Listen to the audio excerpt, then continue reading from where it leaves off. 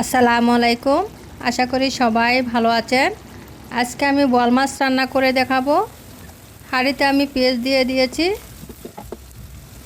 হলুদ দিয়ে দিয়েছি, মরিচ দিয়ে দিয়েছি, জিরার গুঁড়ো, লবণ দিয়ে দিয়েছি। আমি আদা রসুন বাটা তেমন একটা খাই না, আপনারা চাইলে আদা রসুন বাটা দিতে পারেন। সামান্য পানি দিয়ে দিব, ভালোভাবে মশলাটা কষিয়ে নিব। কয়েকটা কাঁচামরিচ দিয়ে দিয়েছি।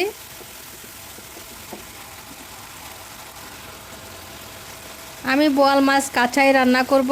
মাছটা ছিল তাজা, অনেকে ভেজে রান্না করে, আপনারাও চাইলে ভেজে রান্না করতে পারেন। আমি কাঁচাই রান্না করে নিচ্ছি। মশলার সাথে মাছটা ভালোভাবে মিশিয়ে নিচ্ছি, একটু উল্টিয়ে দিচ্ছি।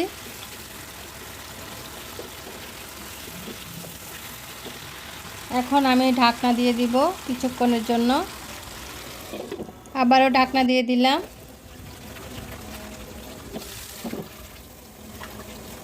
সামান্য পানি দিয়ে দিচ্ছি।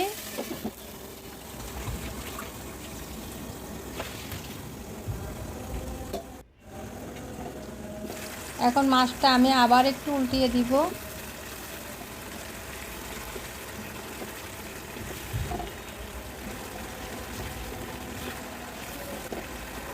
আমার কাছে মনে হয় তাজা মাছ কাঁচা রান্না করলেই মজা, ভাজলে ভালো লাগে না আমার কাছে।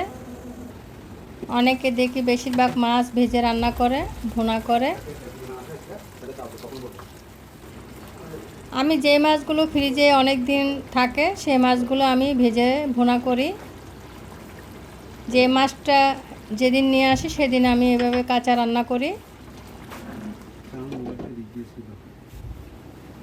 কয়েক টুকরা টমেটো দিয়ে দিয়েছি আমি।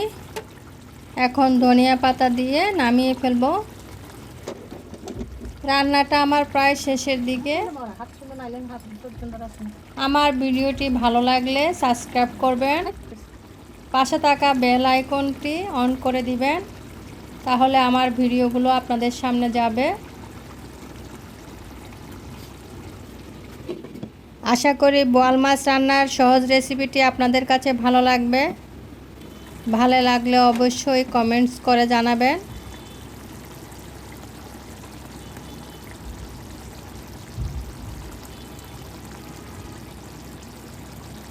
সবাই ভালো থাকবেন।